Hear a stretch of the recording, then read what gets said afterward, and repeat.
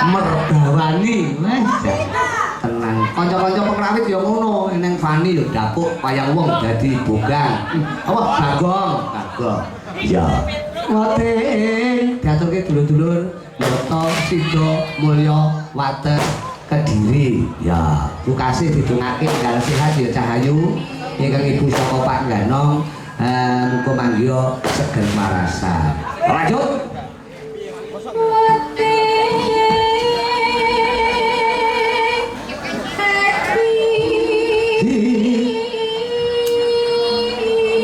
mereka juga ditonton dari penonton sing saka ketebian mun supen menawa pepundhene awake dhewe Mbah Amu Sidik Amah saka Pondok Pesantren Al Badul Alaina karo Gus Audit lan pesona santri kabeh padha nobar ngono iya wayangan kok Januari nek ora kleru ya ning pondok kowe aku nggawa niken iki sak telepon esuk mau Pak Soleh sak telepon lho lah niken lek nelpon awan iki ya turu to wong bengi ora tau lereng ya mung jil lah kok mung jil ya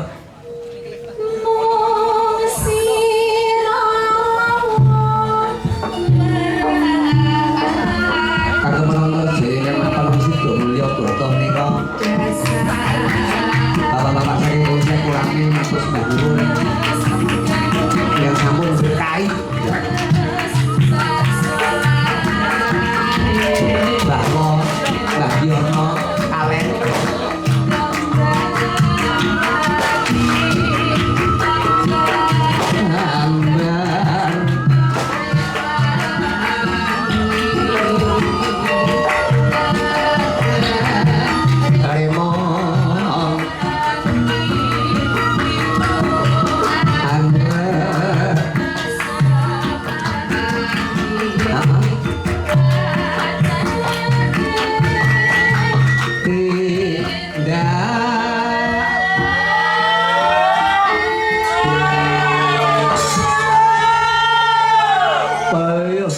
bulan 11 2025 Sundalu Mbak Limbuk badhe nyulakur nggih sabar kalian tamu undangan nggih.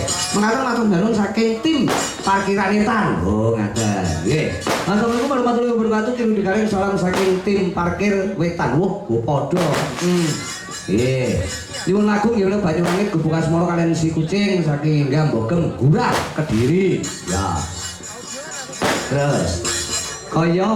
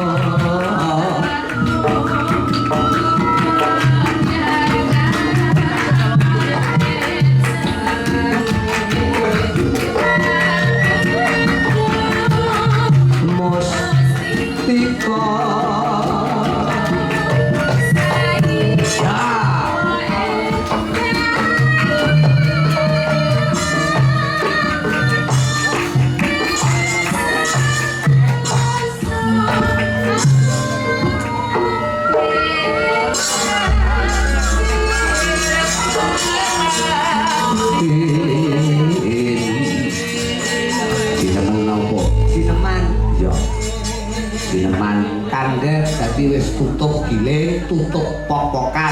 Muga-muga ya ki buka giling, buka popokan yang akan datang muga mangke berkah selalu Allahumma amin. Assalamualaikum warahmatullahi wabarakatuh. Waalaikumsalam. Terima kasih Mbak Sendur nggih pinaruni ampun kesesa kondur nggih. Ora wong Sendur ki wonge tenan iki wayang aja nek kok wayang manggengi kowe ngantek bar. Ya yo bebarengan kaya kanca-kanca seniman Blitar. Manut digareng matur sembah nuwun ingkang tanpa upama nggih.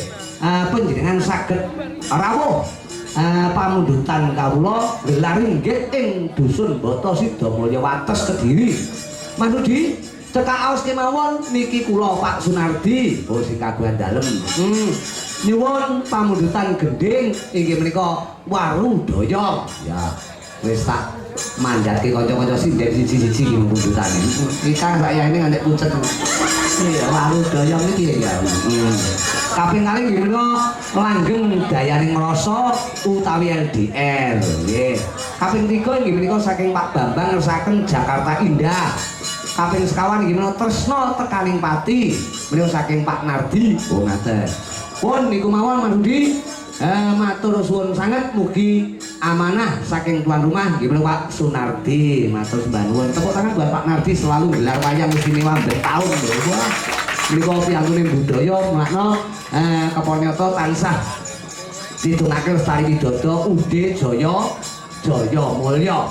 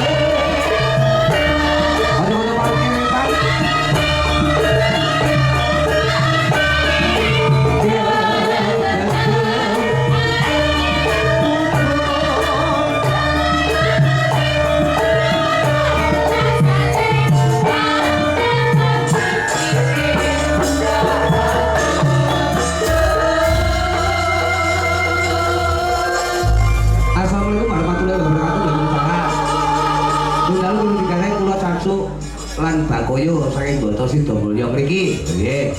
Nyuwun lagu Puspita Nala katresnan sejati kalian kasunyatan. Nggih. Menika tembang menika kagem kanca-kanca Predeng Ula-ula lan sedaya pamirsa matur nuwun. Mugi kidalang lan sak rombongan pinaringan rahayu. Amin. Saking Predeng Ula-ula. Ya. Kanca-kanca sutresna budaya kanca muda. Wonten Boto mriki kaya kupulan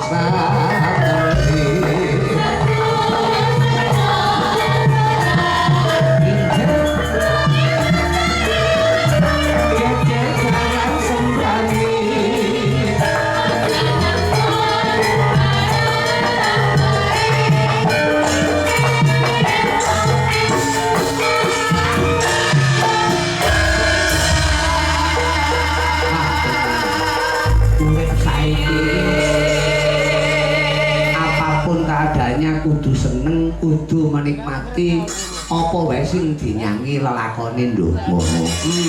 Men ora kemlungsung tetep seger waras sehat walafiat. Muga-muga warga masyarakat Boto Sidomulya kabeh diparingi waras. Oh ngono. Diparingi rezeki sing melimpah ruah.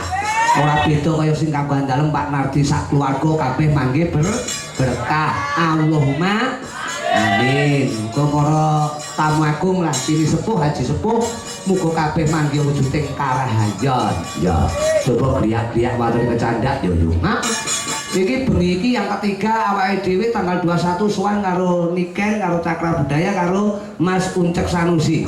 Engko dilanjut tanggal 24. Oh ngono.